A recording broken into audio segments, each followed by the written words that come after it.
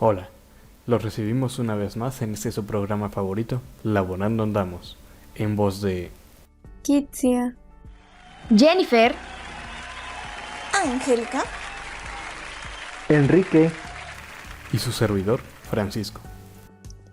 Buen día amigos, ¿cómo están el día de hoy? Cada vez más estresados por este fabuloso 2020, ¿no? la situación es cada vez peor. Estrés, preocupaciones, desempleo, falta de liquidez, entre muchas más. pero ánimo, que el día de hoy traemos un tema interesante. Enrique, ¿qué tema veremos el día de hoy? Pues estimada audiencia, el tema del día de hoy es la huelga. Para lo cual, dentro de nuestro temario abarcaremos puntos importantes y necesarios para su comprensión, comenzando por la definición de lo que entendemos por huelga, y ya posteriormente hablaremos de sus requisitos, su clasificación, efectos y procedimientos, pero primeramente nos parece necesario y satisfactorio el compartirles una introducción a los posibles orígenes históricos de la huelga. Muchas veces me he preguntado acerca de quién inventó el derecho de huelga o la huelga. No tengo respuesta, por supuesto, pero evidentemente las raíces no estarían en las protestas de los oficiales o de los aprendices de las corporaciones de oficios, aunque no dudo que se hayan producido suspensiones del trabajo, que motivos no habrán faltado, y es más que claro ello.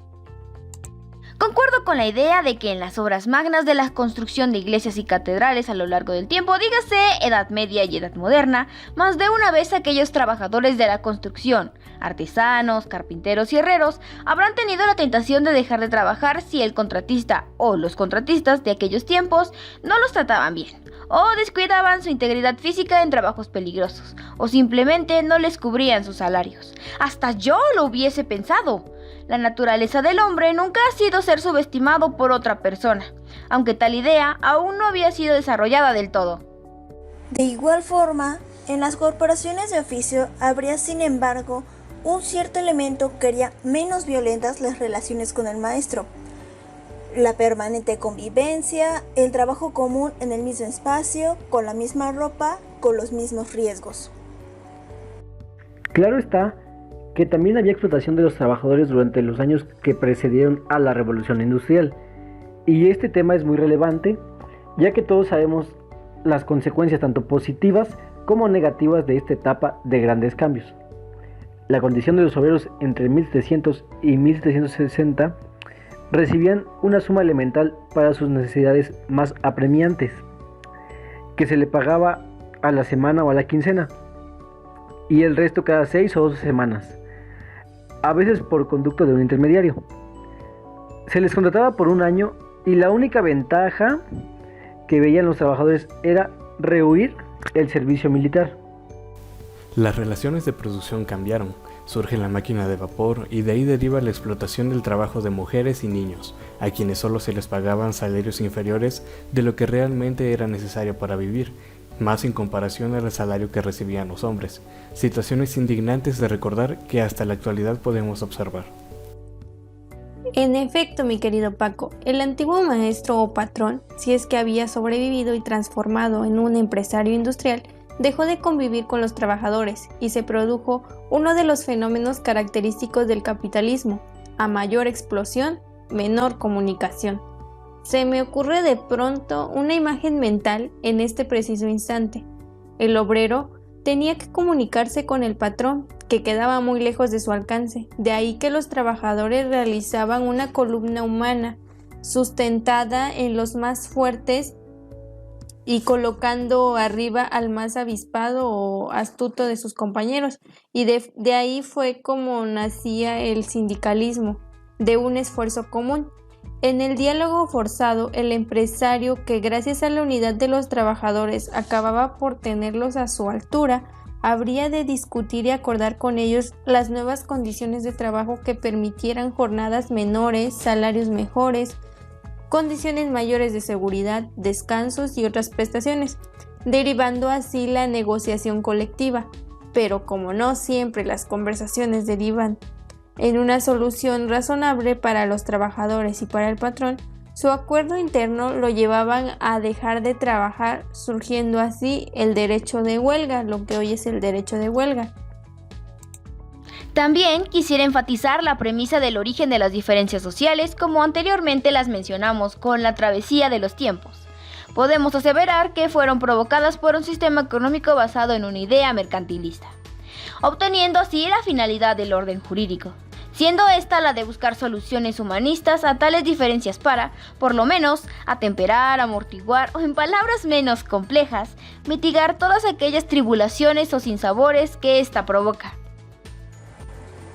En efecto, Jenny, dentro de este orden de ideas y en específico el tema central de esta emisión, se puede afirmar que la huelga podría ubicarse como el cauce jurídico que tienen los obreros para lograr el equilibrio entre los factores de la producción y con ello aliviar en alguna medida Citando a un historiador, abogado, editor y lexicógrafo, Guillermo Cabanellas dijo que la huelga es la abstención colectiva y concertada del trabajo por los trabajadores, sea por un grupo de ellos, por una asociación gremial, por la mayoría de quienes trabajan en una o varias empresas, con abandono de los lugares de trabajo, con el objetivo de hacer presión sobre el patrono o empresario, a fin de obtener reconocimiento de una pretensión de carácter profesional o con el propósito de preservar, modificar o crear nuevas condiciones laborales. En mi opinión, y como una primera apreciación, la huelga es un medio de defensa que utiliza la coalición obrera para reivindicar o exigir la calidad humana de sus agremiados, buscando en todo momento reducir el desequilibrio económico existente entre los factores de la producción. Precisamente por lo que expresaste, mi querido Paco, es que considero que la suspensión del trabajo como medida de presión decidida de manera colectiva y concertada constituye un fenómeno con diversos objetivos laborales, económicos y aún sociales, mismo que, entre paréntesis, en nuestro país ha sido reglamentado de una forma muy particular y a la que mencionaremos más adelante. México, país tan paradójico, México con una venda en los ojos, que camina en el indescriptible camino lleno de injusticias. Puede esperarse lo que sea. Una reforma a las leyes laborales o de la seguridad social puede implicar la pretensión estatal de reducir o cancelar derechos laborales.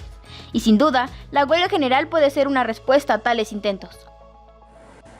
Así es, Jenny. Desde tiempos remotos es interesante asomarse a las vicisitudes sociales de un país. México, nuestro querido México, siguió de lejos los avances de la libertad y de más lejos aún las preocupaciones sociales, teniendo así una serie de consecuencias que hasta la actualidad son indiscutibles. Podemos recordar cómo Benito Juárez pone en vigor un código penal en 1872, cuyo artículo 925 determina la sanción de la huelga. Imagínense, estaban cortando las alas a todos aquellos mexicanos con buenos ideales, ya que a mi consideración, sus ideas de los políticos de épocas antiguas eran demasiado retrógradas.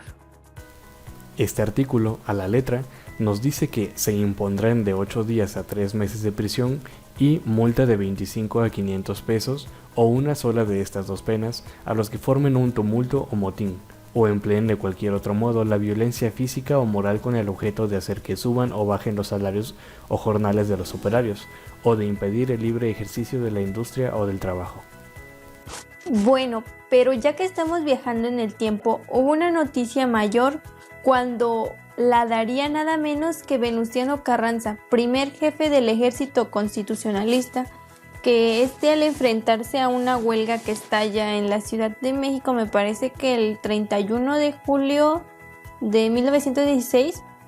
fue donde dictó un decreto histórico que entró en vigor el 1 de agosto de ese mismo año, de 1916, en el que establece la pena de muerte para los huelguistas. Cada vez peor, en definitiva, analizar todo ello causa una intriga, pero una ansiedad de poder buscar más para poder seguir compartiendo tanto conocimiento actual como la historia de todo esto. Analizando sus ideas, compañeros, desde una pequeña consulta de información, opinó que la inactividad obrera como medida de coacción hace posible que la suspensión de labores se dé dentro de un marco legal, y se constituye como la manera más común y eficiente con la que los asalariados buscan conseguir logros de mayores beneficios respecto de las condiciones que rigen su relación de trabajo. En realidad, esta forma de inactividad es un hecho social con características laborales encuadrado como una figura jurídica, cuyo análisis debe ser objeto de reflexión, mismo que debería realizarse haciendo a un lado argumentos basados en tendencias radicales. Cabe precisar que tal inactividad que nos menciona Sanji, pues, para ser entendida como huelga, debe darse en el campo laboral como derecho exclusivo de la coalición de trabajadores, sin dejar de reconocer que este tipo de suspensión de labores, como protesta contra un orden económico determinado, puede ser realizado por cualquier sector de la población, pero el mismo ya no podría entenderse como huelga, pues como se ha sostenido, este es un derecho de la clase obrera. Puede además apuntarse que, por desgracia, la huelga en múltiples ocasiones ha sido usada como un factor de presión, no para lograr condiciones de trabajo mejores, sino para hacer respetar costos de poder de ciertos líderes sindicales, lo que además de ser una lástima tergiversa el verdadero sentido laboral de esta táctica de lucha legal de la clase trabajadora, haciendo caer a los líderes obreros en el grave error de apreciar más un logro personal de índole político o económico que verdaderamente buscar el mejoramiento económico y social no solo del gremio que representan, sino de la clase social a la que pertenecen. Bueno, vayamos a un momento de reflexión sobre la diferenciación doctrinaria de los denominados derecho a la huelga y el derecho de huelga. ¿Qué pueden opinar ustedes acerca de esto?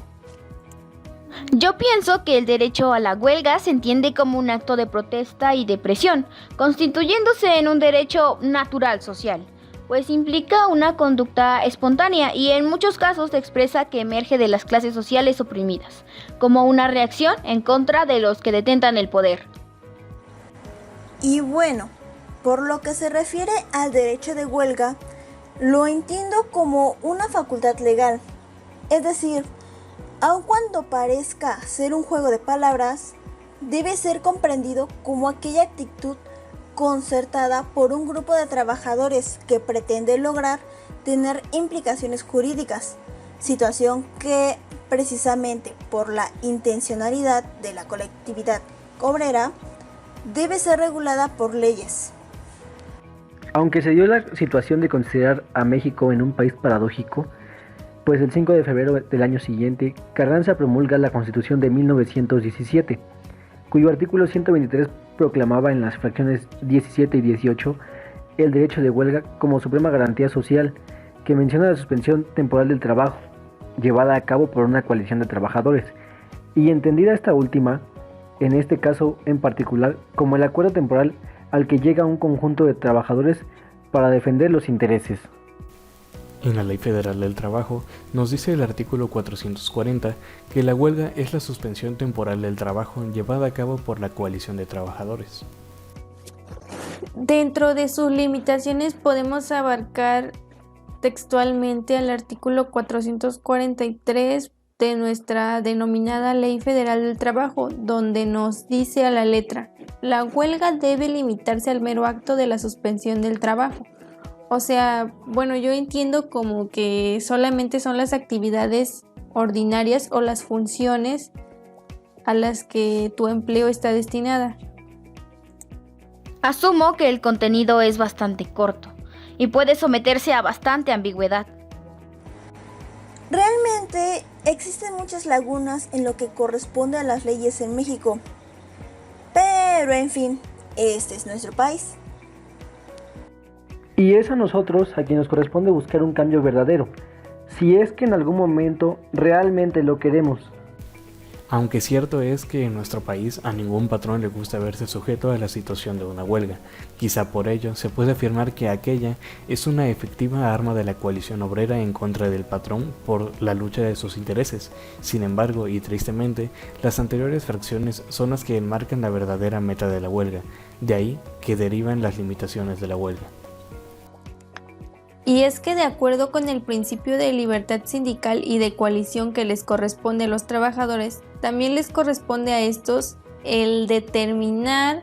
los fines que se pretenden alcanzar a través de su proclamación y estallamiento de la huelga. Pues efectivamente, al ser la huelga una especie de instrumento o agrupación de trabajadores que persigue un objeto de cambio de sus condiciones laborales actuales, se considera que no se trata de un acto del todo formal, por lo cual son los integrantes de la huelga misma quienes deciden cómo diseñar sus estrategias. Y a través del esfuerzo que conlleva el sostener la huelga y sus principios de justicia y bienestar general para los trabajadores que la conforma, se puede identificar dos vertientes principales como objeto: la defensa de los intereses profesionales y de los trabajadores y la promoción permanente y progresiva de sus reivindicaciones. Es decir, la defensa de sus intereses y, por supuesto, lograr un cambio permanente en cuanto a sus condiciones de trabajo. Asimismo, Santos Azuela nos menciona dos objetivos principales de la huelga. El primero, que describe como inmediato y de carácter económico, consta regularmente de la lucha por salarios suficientes y condiciones remuneradoras del trabajo, es decir, un salario que pueda proporcionar una vida digna. Y el segundo objetivo pretende lograr una transformación estructural de un régimen económico para el bienestar y aspiración de los trabajadores a la justicia, es decir, exigir derechos que deberían corresponder desde un principio a los trabajadores, que podemos entender como condiciones laborales dignas y un trato igual. Y desgraciadamente, la existencia de la huelga como un medio para defender y exigir los derechos que les corresponden a los trabajadores a cambio de su esfuerzo laboral es debido a la aún existente situación de injusticias dentro de las grandes corporaciones, siendo una situación tan presente aún hoy en día que se sigue manteniendo por lo menos medianamente regulada dentro de la ley, una situación que, a consideración de muchos, es completamente absurda, y estoy de acuerdo. Pero siendo que el gobierno sigue permitiendo que tales injusticias se den, es entonces que las empresas siguen abusando del obrero promedio, por lo cual la huelga sigue siendo necesaria. Aunque ahora, ya hablando rápidamente de las limitaciones de la huelga, en la jurisprudencia de la Segunda Sala de la Suprema Corte de Justicia de la Nación nos dice que, tomando en cuenta el artículo 123 de nuestra Carta Magna de la Constitución Política de los Estados Unidos Mexicanos, debido a la particularidad de sus funciones de un trabajador de confianza, este no puede participar en dicho movimiento,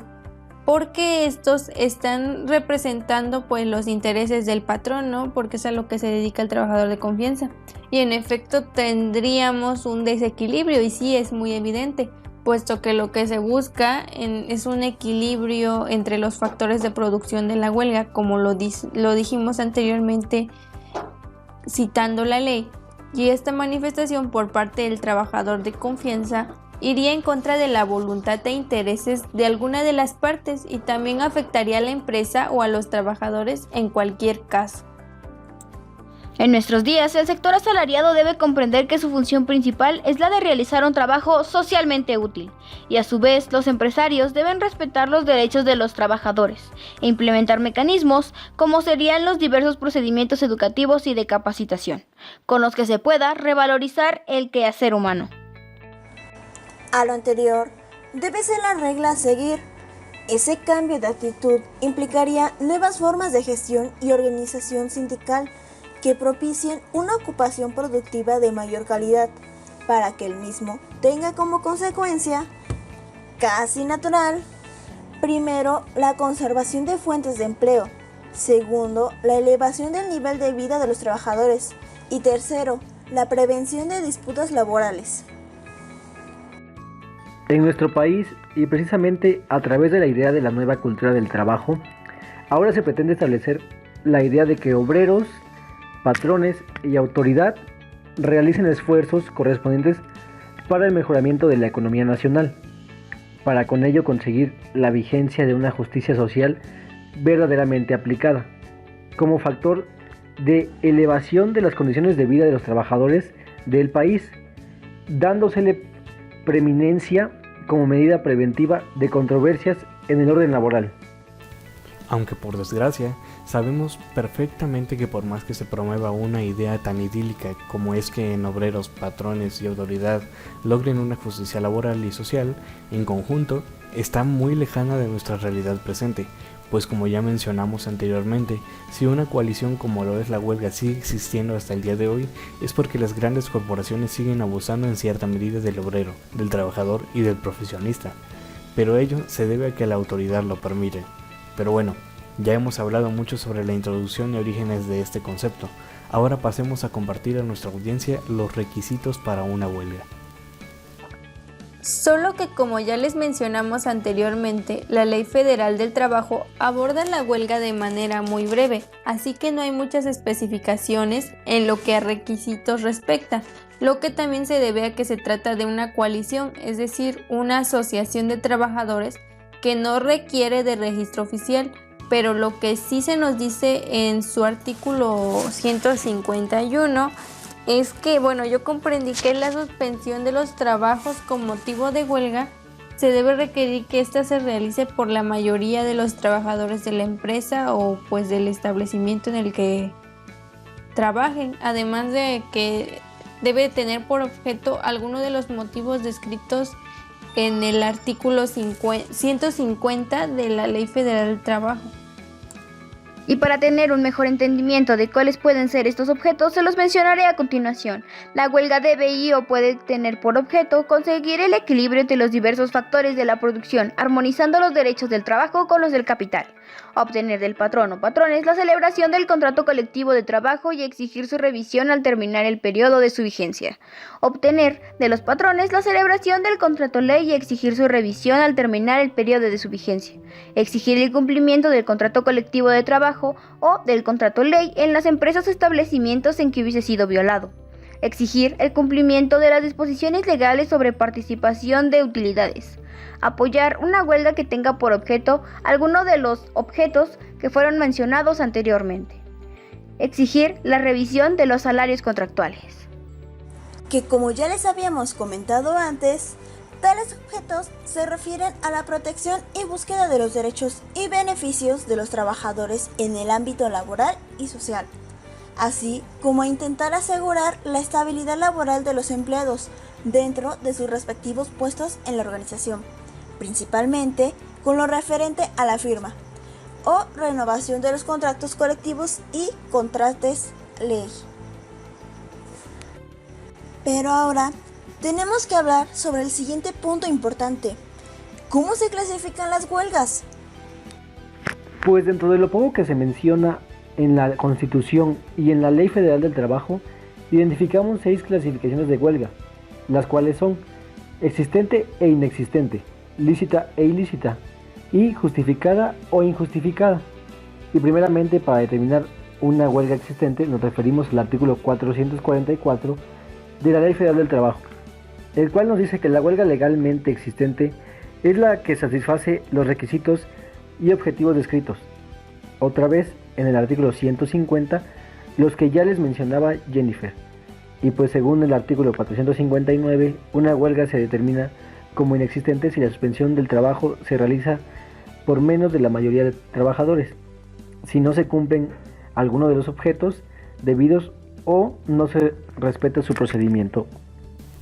En cuanto a la licitud, se determina que una huelga es lícita según el artículo 123, apartado A, fracción 18ª de la Constitución, cuando ésta tiene por objeto el equilibrio entre factores de producción y derechos de trabajo, es decir, que cumpla con alguno de los objetos anteriormente mencionados, además de ciertas consideraciones como que si se trata de trabajadores de servicios públicos, les será obligatorio el dar aviso a los tribunales laborales correspondientes con 10 días de anticipación. Y por el contrario, según el artículo 445 de la Ley Federal del Trabajo, se considera una huelga como ilícita cuando se presentan actos violentos por parte de la mayoría de los huelguistas, es decir, cuando la huelga se descontrola y terminan agrediendo civiles, cuerpos policíacos o propiedad privada y del Estado, así como también es ilícita en caso de guerra cuando los trabajadores prestan servicios directamente al Estado. Y supongo que ya se habrán dado cuenta, pero hay ciertos aspectos dentro de la descripción legal de la huelga que hacen que pierda sentido o su entendimiento se vuelva confuso. Pues primeramente, para la descripción de las anteriores clasificaciones de huelga se utilizan prácticamente los mismos argumentos o fundamentos, que no pasan de decir que tengan un objeto legal y no opten por la violencia. Y el otro punto incoherente es que, aunque podemos identificar que los argumentos de las clasificaciones son prácticamente los mismos, el punto en que pierden coherencia es que, por ejemplo, al hablar de ilicitud, primeramente se nos menciona que debe cumplir con algunos de los objetos descritos por la ley. Sin embargo, cuando pasamos a la ilicitud, nunca se termina de aclarar, primero, que si no se cumple con uno de los objetivos es ilícita, y segundo, que no se especifica el punto de quiebre en el que se considera que una huelga en su totalidad es ilícita, pero en cuanto se detecta violencia por parte de por lo menos una persona, la autoridad suele considerar que se requiere de utilizar las fuerzas policíacas para reprimir la huelga. Pero pues eso es a lo que nos atenemos. Bueno, para continuar lo respectivo a la clasificación, se considera una huelga como justificada cuando, según el artículo 446 de la Ley Federal del Trabajo, cuando los motivos son imputables al patrón, es decir, que los motivos de la huelga son causados por las condiciones, normas o prestaciones establecidas por el patrón, y claramente el caso contrario, que son las injustificadas, es cuando los motivos no son imputables al patrón, de manera que es por esto que las supuestas huelgas existentes,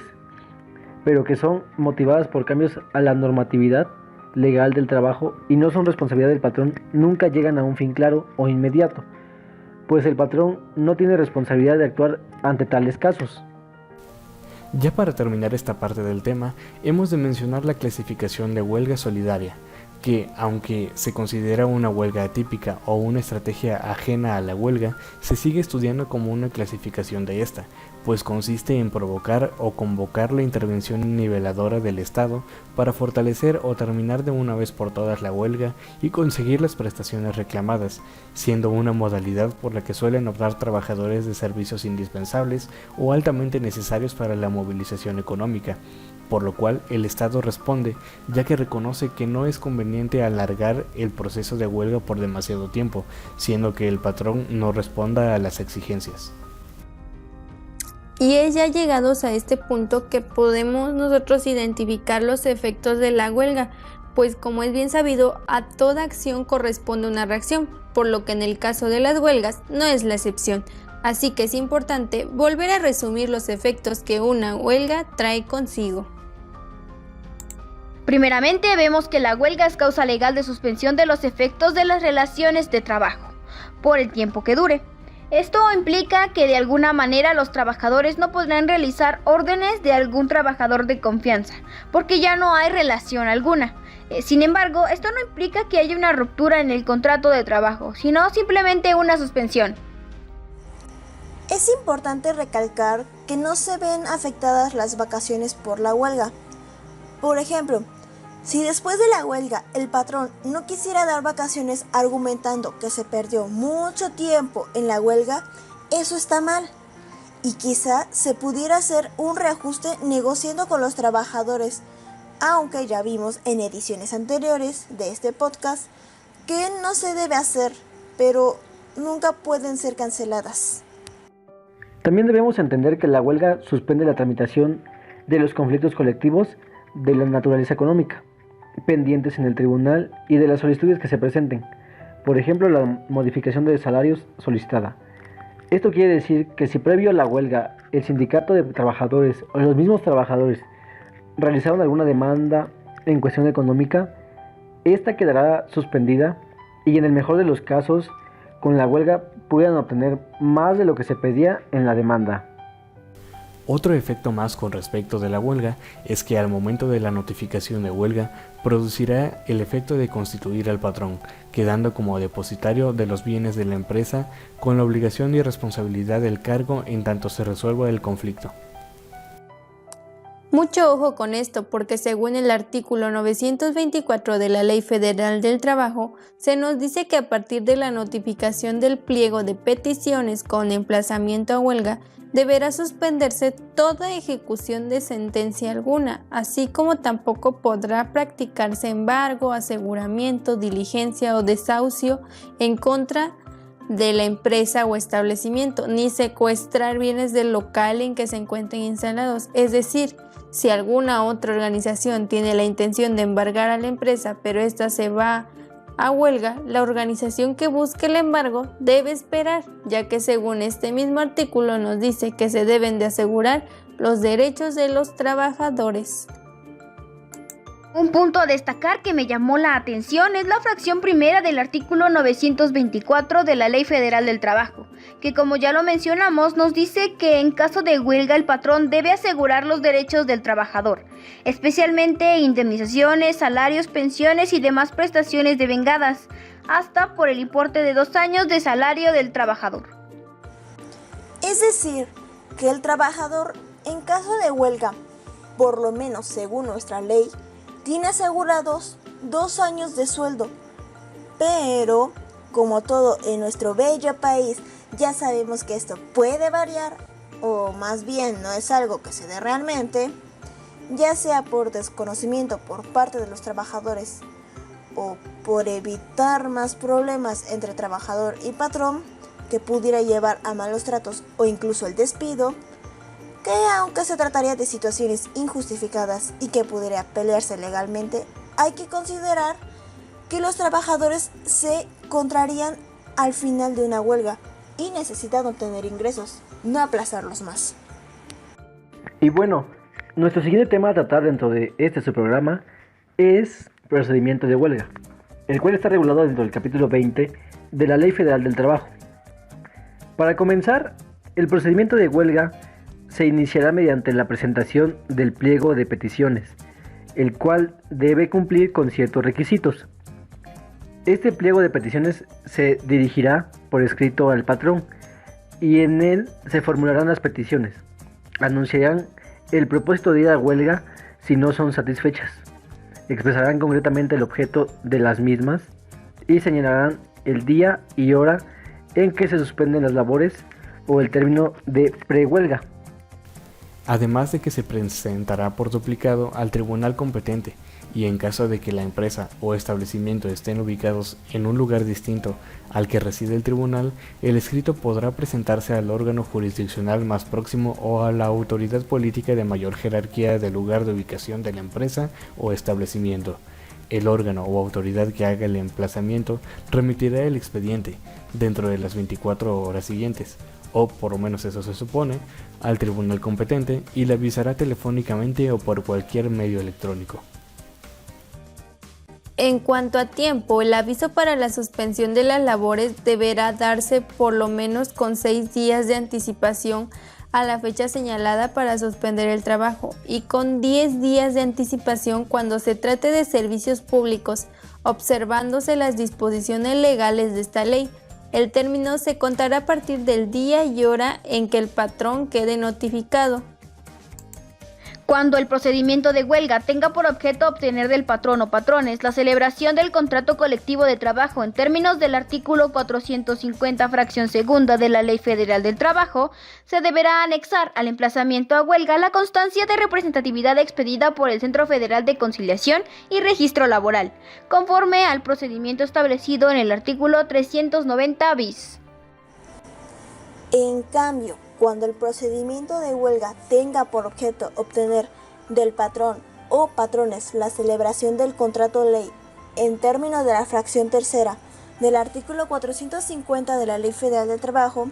se deberá anexar al emplazamiento a huelga la constancia de representatividad expedida por el Centro Federal de Conciliación y Registro Laboral, o deberá de mencionarse que se tiene celebrado contrato colectivo de trabajo en la empresa, señalando el número o folio de su registro ante el Centro Federal de Conciliación y Registro Laboral. Por último, cuando el procedimiento de huelga tenga por objeto los contemplados en el artículo 450 de la Ley Federal del Trabajo, así como en lo que se refiere a la revisión contractual para acreditar que el sindicato emplazante es el titular del contrato colectivo o el administrador del contrato ley, se deberá anexar el emplazamiento a huelga, el certificado de registro del contrato colectivo expedido por el Centro Federal de Coalición y Registro Laboral o el acuse de recibo de escrito en el que se solicitó dicho certificado. El tribunal o las autoridades mencionadas anteriormente por mi compañero, bajo su más estricta responsabilidad, harán llegar al patrón la copia del escrito de emplazamiento dentro de las 48 horas siguientes a la de su recibo. La notificación producirá el efecto de constituir al patrón, por todo el término del aviso, en depositario de la empresa o establecimiento afectado por la huelga, con las atribuciones y responsabilidades inherentes al cargo. A petición de parte, los tribunales, dentro de las 48 horas siguientes a que les sea solicitado, expedirán la certificación de la existencia o no de un emplazamiento a huelga promovido contra un centro de trabajo. Dentro de las 24 horas siguientes a la que sea presentado el emplazamiento a huelga, el tribunal o las autoridades antes mencionadas notificarán al centro de conciliación competente para que intervenga durante el periodo de prehuelga a fin de avenir a las partes. Este tendrá facultad de citarlas dentro del periodo de prehuelga para negociar y celebrar pláticas conciliatorias. Para este propósito, podrán asignar conciliadores ante el tribunal. El patrón, dentro de las 48 horas siguientes a la notificación, deberá presentar su contestación por escrito ante el tribunal. El tribunal, antes de iniciar el trámite de cualquier emplazamiento a huelga, deberá cerciorarse de que sea formulado conforme a los requisitos que anteriormente mencionamos, o bien cerciorarse de que no le exista un contrato colectivo o contrato ley depositado ante el Centro Federal de Conciliación y Registro Laboral. De presentarse estas circunstancias, no se dará trámite escrito, salvo que dicho contrato existente no haya sido revisado en los últimos 4 años, y posteriormente notificarle por escrito la resolución al promovente. En efecto, Paco, a partir de la notificación del pliego de peticiones con emplazamiento a huelga, deberá suspenderse toda ejecución de sentencia alguna, así como tampoco podrán practicarse embargo, aseguramiento, diligencia o desahucio en contra de la empresa o establecimiento, ni secuestrar bienes del local en que se encuentren instalados. Bueno, compañera, lo anterior puede ser pasado por alto si antes de estallar la huelga, este sea un método para, primero, asegurar los derechos del trabajador, especialmente indemnizaciones, salarios, pensiones y demás prestaciones devengadas, hasta por el importe de 2 años de salarios del trabajador. Segundo, créditos derivados de la falta de pago de las cuotas al Instituto Mexicano del Seguro Social. Tercero, asegurar el cobro de las aportaciones que el patrón tiene la obligación de efectuar al Instituto del Fondo Nacional de la Vivienda de los Trabajadores. Y cuarto, los demás créditos fiscales. Hay que recordar que siempre serán preferentes los derechos de los trabajadores sobre los créditos a que se refieren las fracciones segundo, tercera y cuarta, anteriormente mencionado. Y en todo caso, las actuaciones relativas a los casos de excepción señaladas en las fracciones anteriores se practicarán sin afectar el procedimiento de huelga. Posteriormente, el tribunal citará a las partes a una audiencia de conciliación que se celebrará dentro del periodo de prehuelga, en la que podrá intervenir el conciliador del centro de conciliación competente para procurar avenirlas. En esta audiencia no se hará declaración alguna que prejuzgue sobre la existencia o inexistencia, justificación o injustificación de la huelga. Esta audiencia podrá ser diferida a petición del sindicato o de ambas partes. La audiencia de conciliación se ajustará a las normas contenidas en el artículo 927 de la Ley Federal del Trabajo, las cuales son: si el patrón opuso la excepción de falta de personalidad al contestar el pliego de peticiones, el tribunal resolverá previamente esta situación y, en caso de declararla infundada, se continuará con la audiencia. Si los trabajadores no concurren a la audiencia de conciliación, no correrá el término para la suspensión de las labores. El tribunal podrá emplear los medios de apremio para obligar al patrón a que concurra a la audiencia de conciliación. Los efectos del aviso a que se refiere el artículo 920 fracción segunda de la presente ley no se suspenderán por la audiencia de conciliación ni por la rebeldía del patrón para concurrir a ella. Y, por último, después de emplazado el patrón, a petición del sindicato, se podrá prorrogar o ampliar el periodo de prehuelga por una sola ocasión hasta por 30 días. Cuando se trate de empresas o instituciones que dependan de recursos públicos, se podrá prorrogar por un plazo mayor. Asimismo, podrá admitirse prórrogas adicionales cuando a criterio del tribunal exista causa que lo justifique. Bueno, hablando de este tema, los trabajadores y los patrones de la empresa o establecimiento afectado o los terceros interesados podrán solicitar del tribunal dentro de las 72 horas siguientes a la suspensión del trabajo declare la inexistencia de la huelga por las causas señaladas en el artículo 459 o por no haber cumplido los requisitos establecidos en el artículo 920 de la citada Ley Federal del Trabajo. Y si no se solicita la declaración de inexistencia, la huelga será considerada existente para todos los efectos legales, por lo que el tribunal hará la declaratoria correspondiente. Basado en lo que mencionas, el procedimiento de declaración de inexistencia de la huelga tiene ciertas normas, las cuales son: primero, la solicitud para que se declare la inexistencia de la huelga se presentará por escrito, acompañada de una copia para cada uno de los patrones emplazados y de los sindicatos o coalición de trabajadores emplazantes. En la solicitud se indicarán las causas y fundamentos legales para ello. No podrán aducirse posteriormente causas distintas de inexistencia. En caso en que la solicitud de inexistencia se haga valer la hipótesis señalada en la fracción primera del artículo 459 de la Ley Federal del Trabajo, deberá ofrecerse la prueba de recuento observando lo establecido en el artículo 931 de la misma ley. Segundo, después el tribunal correrá traslado de la solicitud con sus anexos y oirá a las partes en una audiencia de calificación de la huelga, que será también de ofrecimiento y recepción de pruebas, la cual deberá celebrarse dentro de un término no mayor de 5 días y ser notificada con anticipación de 3 días a su celebración.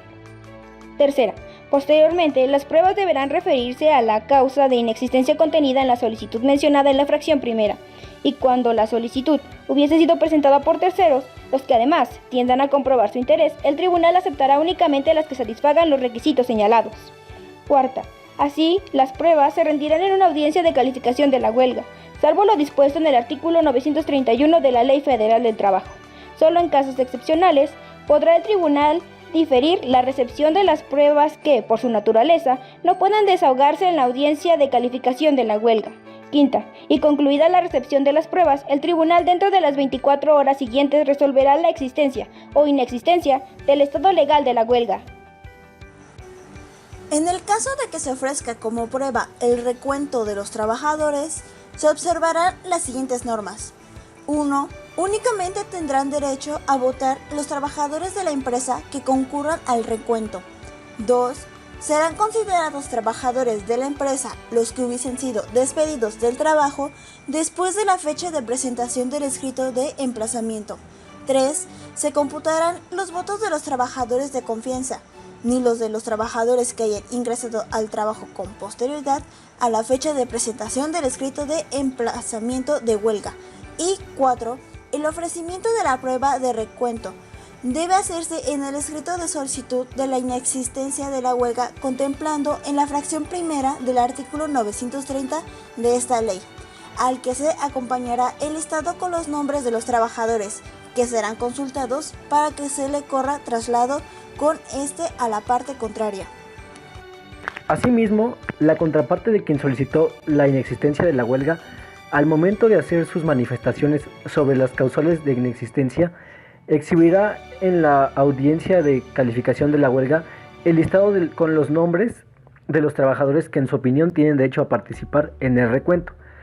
La audiencia de calificación de la huelga será diferida en términos de la fracción cuarta del artículo 930 de esta ley, a fin de preparar y desahogar la prueba de recuento mediante voto personal, libre, directo y secreto. En caso de que los listados de los trabajadores ofrecidos por las partes y de los elementos recabados se advierta que existe coincidencia en los mismos o de que las partes convengan en elaborar uno solo, el tribunal lo tomará para que sirva de padrón. En este caso de existir diferencias sobre los listados, se dará vista a las partes en la audiencia de calificación de la huelga, para que hagan las objeciones al listado presentado por su contraria, en cuyo caso se abrirá un incidente en el que las partes deberán ofrecer y rendir las pruebas relacionadas con sus objeciones, que se sustanciará en las 72 horas siguientes. Una vez desahogadas las pruebas ofrecidas por las partes, el juez elaborará el padrón que servirá para el recuento. Y dentro de los 5 días siguientes, el tribunal señalará el lugar, día y hora en que se deba efectuarse el recuento de los trabajadores, el cual deberá llevarse a cabo dentro de un plazo no mayor a 10 días. Este plazo podrá prorrogarse en un periodo igual en caso de que, a juicio del tribunal, exista imposibilidad material de realizar el recuento dentro de dicho plazo. La consulta a los trabajadores se realizará mediante voto personal, libre, directo y secreto, ante la presencia del juez o la de los funcionarios que éste designe. De manera que el desahogo de la prueba se efectuará el día y hora ordenados, en el lugar o lugares señalados por el tribunal. Se iniciará con la presencia de las partes que asistan y, previo al ingreso de los trabajadores, el juez o los funcionarios que se designen instalarán la o las mamparas necesarias para el cruce de las boletas en secreto y la urna o urnas transparentes para su depósito, verificando que se encuentran vacías y sin leyenda alguna. Acto seguido, previa identificación con documento oficial, se procederá al ingreso de los trabajadores con derecho a voto y se dotará a cada uno con su boleta para ejercerlo. A efecto de asegurar la secrecía del voto, no deberá aparecer en las boletas ni en el listado señal o dato que permita identificar el folio de la boleta que le fue entregada al trabajador.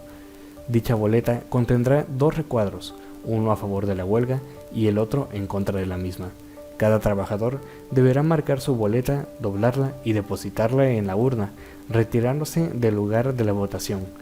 Terminada la diligencia, el juez o los funcionarios designados procederán a practicar el escrutinio, abriendo sucesivamente las urnas, extrayendo una a una las boletas de votación y examinándolas para corroborar su autenticidad y exhibiéndolas a la vista de los representantes de las partes y observadores autorizados asistentes. Las boletas no cruzadas o marcadas en más de uno de los recuadros o falsas serán nulas. Bueno, y finalmente, terminado el escrutinio, el juez o los funcionarios designados procederán al recuento de votos y anunciarán en voz alta el resultado. Terminada la diligencia, se levantará acta de la misma e invitará a los representantes de las partes que deseen hacerlo a suscribirla y, en caso de que se susciten actos de presión o intimidación en contra de los trabajadores que tienden a violentar o impedir su libertad de voto o obstaculizar su ingreso al lugar de la diligencia, el juez o los funcionarios designados solicitarán el auxilio de la fuerza pública y proveerán lo conducente para que el recuento se realice en las condiciones que establece esta ley, y de presumirse la existencia de algún ilícito penal, deberá presentarse la denuncia de hechos ante la autoridad competente. ¿Ustedes creen que suceda esto? Pero en el caso de que el tribunal declara la inexistencia legal del estado de huelga, fijará a los trabajadores un término de 24 horas para que regresen a su trabajo. Deberá notificar lo anterior por conducto de representación sindical, apercibiendo a los trabajadores de que, por el solo hecho de no acatar la resolución, quedarán terminadas las relaciones de trabajo, salvo causa justificada, y declarará que el patrón no ha incurrido en responsabilidad y que, de no presentarse a laborar los trabajadores dentro del término señalado, quedará en libertad de contratar otros. En el procedimiento de calificación de ilicitud de la huelga, se observarán las normas contenidas en el artículo 930 de esta ley. En caso de que el tribunal declarara que la huelga es ilícita, se darán por terminadas las relaciones de trabajo de los huelguistas.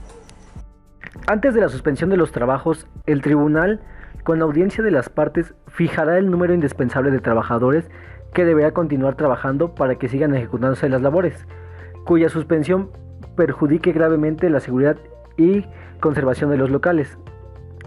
maquinaria y materias primas o la reanudación de los trabajos. Para este efecto, el tribunal podrá ordenar la práctica de las diligencias que juzgue conveniente.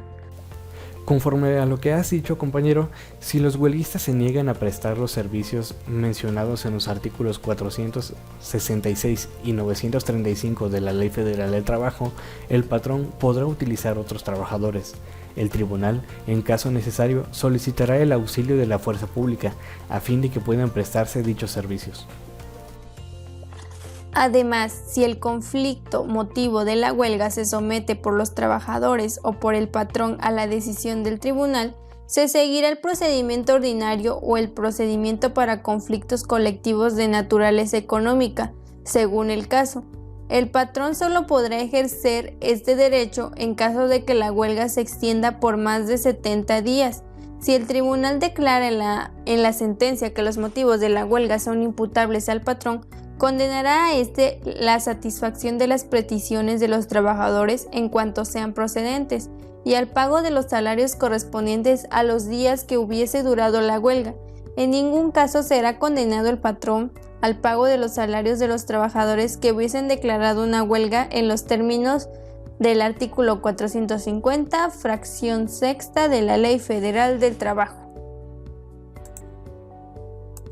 Cabe mencionar que si la huelga tiene por objeto la celebración o revisión del contrato ley, se observarán las modalidades siguientes. El escrito de emplazamiento de huelga se presentará por los sindicatos coaligados con una copia para cada uno de los patrones emplazados, o por los de cada empresa o establecimiento ante el tribunal, o ante las autoridades mencionadas en el artículo 920 de la fracción segunda de la Ley Federal del Trabajo. En el escrito de emplazamiento se señalará el día y la hora en el que se suspenderán las labores, que deberán ser 30 o más días posteriores a la fecha de su presentación ante el tribunal. Y si el escrito se presenta ante el tribunal bajo su más estricta responsabilidad, hará llegar a los patrones la copia del escrito de emplazamiento directamente dentro de las 24 horas siguientes a la de su recibo,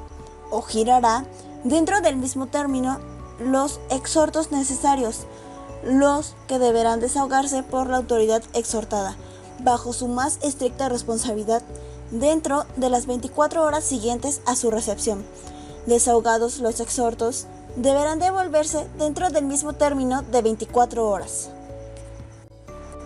Si el escrito se presenta ante las otras autoridades a que se refiere a la fracción primera, estas, bajo su más estricta responsabilidad, harán llegar directamente a los patrones la copia del escrito de emplazamiento, dentro de las 24 horas siguientes a la de su recibo. Una vez hecho el emplazamiento, remitirán el expediente al tribunal dentro del mismo término de 24 horas. Y bueno, aunque puede que los hayamos aturdido bastante con tantos tecnicismos, tal vez a alguien le pueda ser de utilidad conocer todo este proceso. Y en todo caso recuerden que para cualquier duda pueden recurrir a consultar la Ley Federal del Trabajo. Y ahora que hemos terminado con los puntos de nuestro temario, es hora de pasar a la sección ya recurrente de nuestro programa, el analizar un caso real acorde a la temática. ¿De qué se trata Kitsia? Bueno, pues el día de hoy hablemos del caso del líder de la Confederación Libertad de Trabajadores de México, Hugo Bello, que fue detenido como probable responsable del delito de secuestro, entre otras acusaciones bastante fuertes, pero también a yo leí que se le procesa por distintos aspectos dentro del ámbito laboral. No sé ustedes qué hayan encontrado acerca de esta noticia. Por supuesto, este caso es algo que podemos considerar como que ha trascendido la parte laboral y ha pasado también a tratarse de un asunto penal. Pero en cuanto a lo laboral, lo más destacable es que como el líder de la Confederación Libertad de Trabajadores, él y su sindicato habían estado monopolizando el transporte y acarreo para la construcción del nuevo aeropuerto de México. Sin embargo, de acuerdo con informes de los funcionarios encargados de la obra y las autoridades correspondientes, se detectaron irregularidades en el manejo de fondos para la obra y se recurrió a ciertas tácticas poco considerables como una supuesta huelga. Pero, ¿qué tipo de irregularidades fueron estas? pues dentro de las irregularidades se detectó que se habían estado realizando desvíos millonarios de fondo para la construcción que debieron haberse utilizado para la compra y acarreo de material de construcción. Al detectarse tal situación, entraron en conflicto los funcionarios y los miembros del sindicato de Hugo Bello, amenazando a los trabajadores con entrar en huelga en caso de seguir con las acusaciones, pues se les comenzaba a considerar como cómplices de las actividades ilícitas.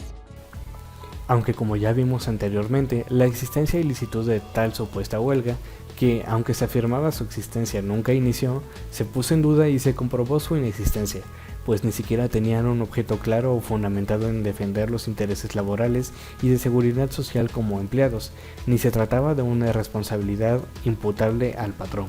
los funcionarios en este caso, sino que se trataba de una especie de chantaje para aplazar e intentar salir del problema legal sin sentido por órdenes de Hugo, y es más, el trámite o aclaración de la huelga nunca se llevó a cabo ante las autoridades. Y en efecto, fuera de que realmente la huelga nunca existió, de comprobarse los delitos deberá sancionarse a Hugo y a los demás trabajadores directamente implicados, porque no puede ser que haya un sindicato que utilizando el marco jurídico pueda cometer actos ilegales. Es bastante cómica tu aportación, compañera. Estamos en México, en el México corrupto, que solo se dedica a violar leyes. Está bien, pero siempre hay que mantener una actitud positiva. Desde mi punto de vista, la justicia siempre ha sido un valor primordial. Lucharemos por todo aquello que nos corresponde, pase lo que pase. ¡Ya basta! Me parece que trajimos un AMLover el día de hoy. Ya, sáquenla. Bueno, después discutiremos eso. Por ahora, encontré un contenido que informaba que la Secretaría del Trabajo y Previsión Social, con la reforma laboral, habría la posibilidad de eliminar registros sindicales cuando se compruebe que están haciendo mal uso de ellos, cuando lejos de defender a los trabajadores, se usa para el chantaje y la extorsión. En efecto, este tipo de situaciones son demasiado notorias. El chantaje y las extorsiones son algunos factores por los que en algún momento el trabajador se cansa de la opresión sindical o de su mismo patrón, originando así grandes movimientos entre los que podemos encontrar la huelga. Con lo que nos mencionas, Quique, si recordamos lo que ha transcurrido a lo largo de la historia, podemos recalcar cómo siempre la huelga se da pues por un desequilibrio en cualquier ámbito,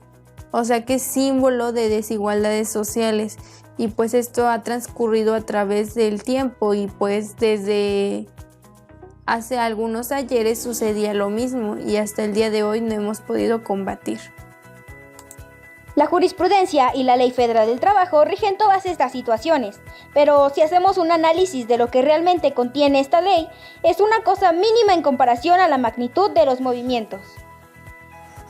La mayoría de los artículos se encuentran derogados.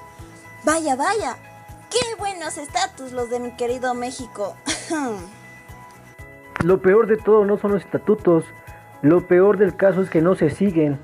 Así tuviéramos las mejores leyes del mundo, si no se acatan, ¿de qué nos sirven? Pesimista, me lleva el tren. Somos el futuro de México. Yo por eso soy neutra. Regresando al tema de Hugo Bello, la Unidad de Inteligencia Financiera de la Secretaría de Hacienda y Crédito Público bloqueó las cuentas bancarias de este dirigente sindical, así como de 6 personas físicas y 4 empresas vinculadas financieramente. Uf, por fin algo bueno. Soy tu fan, Secretaría de Hacienda y Crédito Público. Con respecto a este caso, en una entrevista que hicieron a Reynoso Castillo, se expuso que con este caso se puede enviar una notificación de ilicitud de huelga a las organizaciones sindicales que realizan prácticas que van en contra de la ley para aclarar la situación y que las autoridades puedan tomar parte del asunto. Injusticia que hayan usado el pretexto de la defensa de los trabajadores que agremian para hacer actividades ilícitas. Demasiado injusto, diría yo. Ya saben que yo no creo en todo lo que nos dicen, pero ustedes, ¿qué opinan sobre la reforma laboral en México?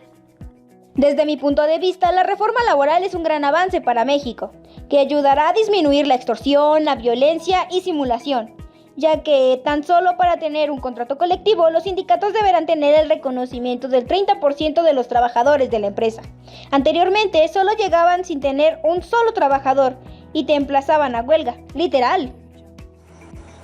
Ya que estamos comentando un poco más acerca de todo esto, hace algunos años atrás escuché hablar sobre algunos paros laborales de unas maquiladoras en Ciudad Victoria. ¿Alguien tuvo conocimiento de esto? Me parece que fue una maquiladora que reunió alrededor de 300 trabajadores, ya que se había terminado el contrato colectivo de trabajo y no se les había informado de la renovación de este, por lo que estaban íntimamente preocupados por las consecuencias que podría concebir. Sí, Jenny. Los trabajadores de la maquiladora en Ciudad Victoria también exigían un incremento salarial, así como la destitución de su líder sindical Leonardo Vázquez, por lo que comentaste anteriormente. Y me parece que intervino la Secretaría General del Sindicato Industrial de Maquiladores, que aseguró que los trabajadores ya no quieren que Leonardo Vázquez los represente. Imagínense, la unión hace la fuerza. En definitiva, ahora con nuestras generaciones y la intervención de derechos humanos, nuestra voz es muy poderosa. Aunque insisto, México siempre será corrupto. Una lanita y listo, se arregla todo. Y bueno, después de alegar y que nadie les hiciera caso, una trabajadora fue la que estuvo al frente del emplazamiento a huelga de 2 plantas de la empresa. Aquí, como en todos los chismes, intervino el vicepresidente de materia de seguridad social de la Confederación de Cámaras Industriales y explicó que el conflicto laboral podría afectar incluso a otros estados de la frontera norte, porque los cambios del convenio 98 de la Organización Internacional del Trabajo permiten la libertad sindical en México. Quiere decir que estamos provocando una lucha entre el sindicalismo tradicional y nuevos sindicatos por obtener los contratos colectivos de trabajo. Y todo esto a través de qué medios, pues el mexicano, el mejor medio que ha obtenido para la solución de sus problemas ha sido la huelga y la violencia. Exacto, no les queda de otra porque, sinceramente, para el patrón al observar que ya se le van a plantar y que hasta puede ocasionar el cierre de su empresa, que afectaría económicamente a su entidad, con una crisis tanto en producción como en desabasto monetario, para ello siempre es mejor arreglar las situaciones bajo el agua. Y es así como todo termina en el mar de las injusticias. El otro día con esto de la pandemia me la he pasado viendo películas y uno que otro documental y vi uno bueno que relataba una historia, no sé sinceramente si sea real, pero me cautivó y me dejó en shock totalmente, donde se relataba una historia donde los trabajadores se habían cansado de ser manipulados por la gente rica o el proletariado y arman toda una revuelta en contra de ellos, en una magnitud muy grande, y en ese momento pensé, si la situación de México de desigualdades sociales, de corrupción, de falta de valores sigue igual, el mismo mexicano va a destruir su propia tierra y no habrá ley ni jurisprudencia que lo impida. Bueno, creo que ya es momento de dar por terminada esta edición, pero antes que nada debemos de dar nuestras conclusiones finales, y comenzaré por volver a retomar el concepto de huelga como un recurso de coalición de los trabajadores para la defensa y promoción de sus intereses, pues día a día y en cualquier lugar, a día de hoy se siguen suscitando muchas situaciones en las que los patrones de empresas explotan a sus trabajadores o no les dan el salario y prestaciones que realmente merecen, o en algunos casos se les tiene sometidos en condiciones de trabajo inhumanas, ya sea por el ambiente laboral o por el sobreesfuerzo mental y físico. Pero el punto es que se trata de condiciones que no cumplen con las respectivas regulaciones laborales que deberían tenerse. Y esto no solo se ha limitado a la clase obrera y a aquellos trabajadores de oficios, sino también a profesionistas, aunque este último caso es un poco más raro, pero no por ello menos importante. Desgraciadamente, y como ya les había mencionado en los comienzos de este programa, considero que si este recurso sigue siendo necesario en tantas ocasiones, es porque la regulación del gobierno es ineficiente en distintos aspectos. Protege más a los grandes empresarios que a los trabajadores, dándoles la facilidad de salirse por la tangente cuando se les acusa de casi cualquier situación de índole laboral, permitiéndoles, primeramente, la existencia de irregularidades y explotaciones laborales, pero también cuando se llega al asunto de la huelga, A cambio de ciertas compensaciones fuera de la ley, llegan a acuerdos para hacer de la vista gorda de la situación, para no intervenir y dejar que el patrón llegue a un acuerdo con los trabajadores cuando estos se cansen. Y obviamente, llegados a este punto, lo más probable es que exijan mucho menos de lo que pedían en un principio en sus exigencias. Además, siempre existe la posibilidad de que se utilicen tácticas sucias para terminar con la huelga, como arreglar un trato para que las autoridades repriman a los huelguistas cuando de la manifestación pública se trata, o inclusive es bien sabido que se han dado ocasiones en las que patrones buscan volver ilícita la huelga al comprar la voluntad de varios trabajadores para que opten por la violencia contra la autoridad o contra espacios públicos, y entonces los cuerpos de seguridad correspondientes tengan que acudir a dar fin a la huelga, en la mayoría de los casos respondiendo también de manera violenta. O inclusive hay veces en que ni siquiera necesitan de sobornar o comprar trabajadores, sino que simplemente los amenazan y hasta extorsionan con quitarles el empleo o agredirlos de otras formas a ellos y a sus familias. Y como quienes pueden recurrir a este tipo de tácticas sucias también tienen los recursos y contactos para coludirse con la autoridad, tampoco se les puede hacer nada. Y aunque rara vez se da un proceso correcto de huelga para llegar a un acuerdo con tanta formalidad como ya vimos entre el patrón y los trabajadores, en las pocas ocasiones en que esto se da, también es común que se alteren las votaciones con boletas falsas o por la misma razón que mencioné, que se compre o controle por otros medios la voluntad del trabajador. Todo esto ha llevado a que la situación laboral de México, aunque supuestamente regulada, no funcione de la manera en que se supone debería, orillando a la clase obrera a soportar las condiciones del patrón, y cuando buscan ayuda para solucionar sus problemas, la única solución o método que encuentran es optar por la huelga,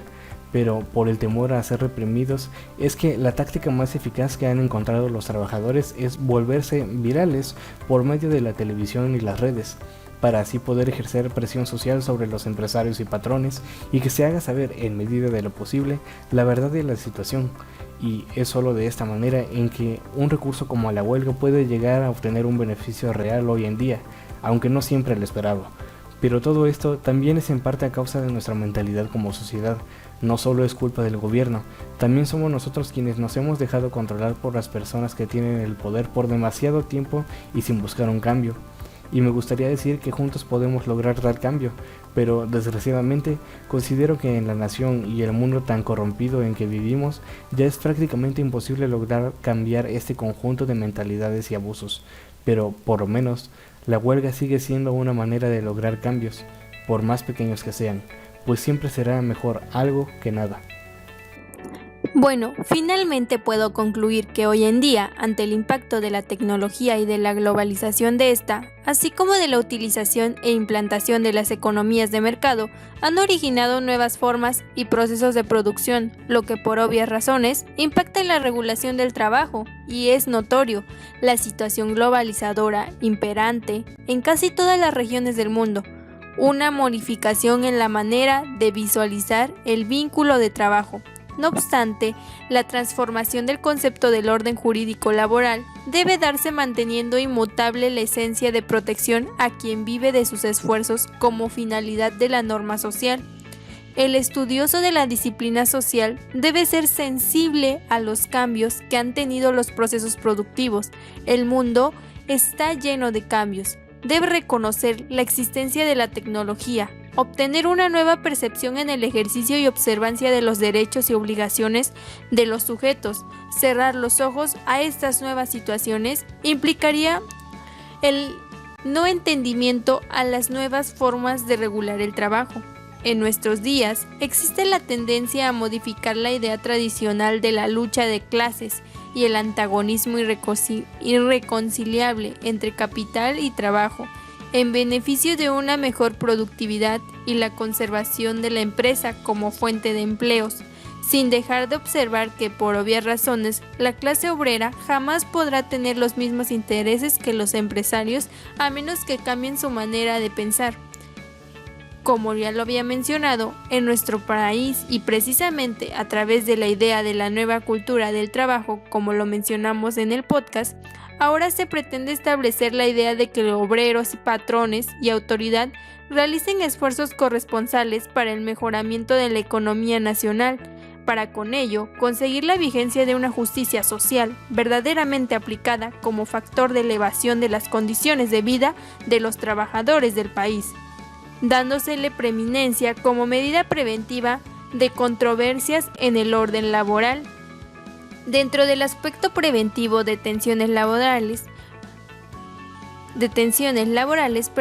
podemos afirmar que en México se han estructurado acuerdos, pactos o convenios que regulan y reglamentan los vínculos laborales dentro del contexto de una coordinación de esfuerzos y un respeto irrestricto de los derechos y obligaciones de ambos sectores de la producción. Lo anterior se podría lograr a través de una negociación, desde mi punto de vista, que derivarse al establecimiento de un contrato colectivo que contenga cláusulas preventivas de conflictos laborales. En otro orden de ideas, si solo se hablara de las cuestiones pacíficas para la regulación de las relaciones de trabajo, caeríamos en el error de ver únicamente un solo lado del problema. Por ello, cabe afirmar que de no lograrse la aveniencia entre los factores de la producción vía la conciliación o la negociación y concretar estas en un contrato colectivo, los sindicatos y aún más los trabajadores pueden poner en práctica las denominadas tácticas de lucha y dentro de ellas primordialmente a la huelga. Por desgracia, en nuestro país, la aseveración antes formulada en realidad es una verdad a medias. En efecto, de acuerdo al texto legal mexicano, los sujetos de la relación colectiva optan libremente por ser partes de un contrato cuya finalidad es establecer las condiciones según las cuales se prestarán los servicios subordinados en una empresa o establecimiento. Podemos concluir que la huelga, si bien es un método efectivo para hacer valer nuestros derechos en cuanto a las condiciones laborales, este método es muchas veces satanizado como una conducta no adecuada dentro de la relación de trabajo.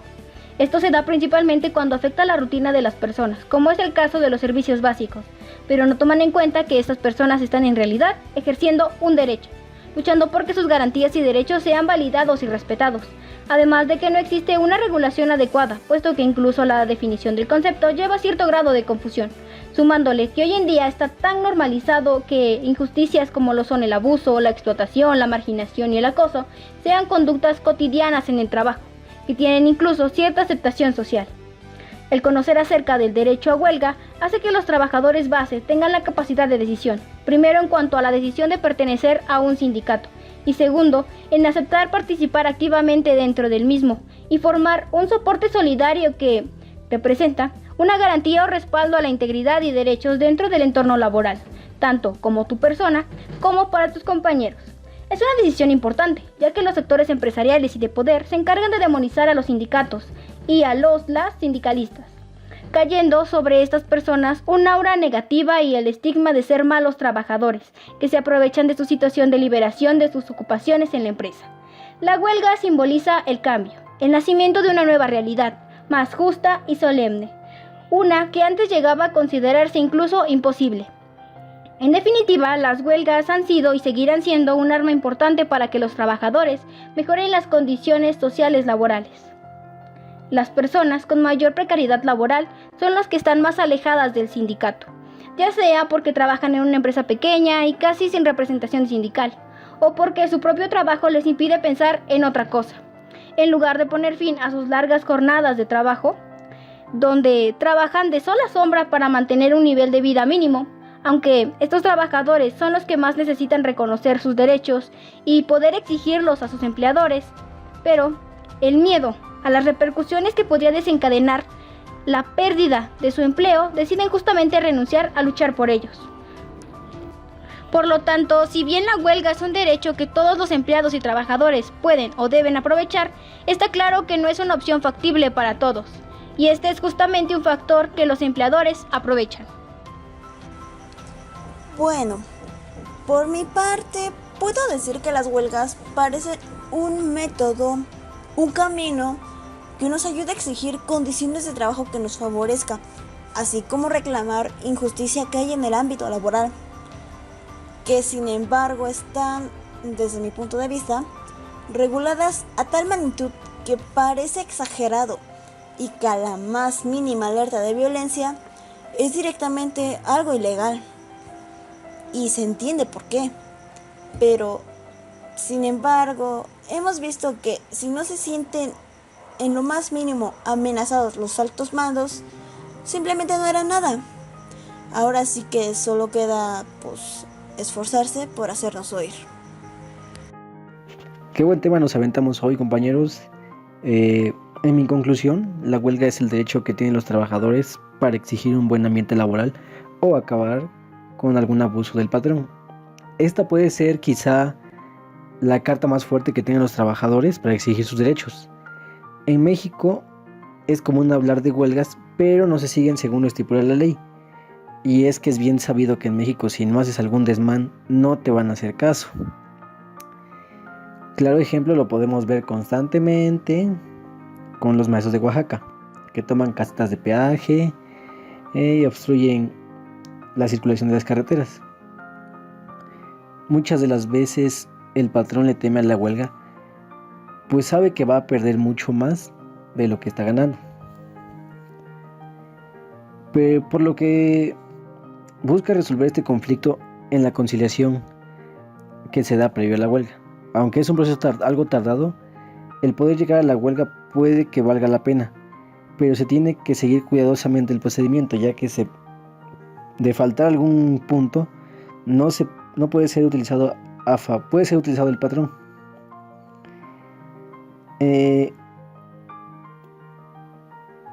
Un punto a favor respecto a las huelgas es que al momento de que se le notifica al patrón de la huelga,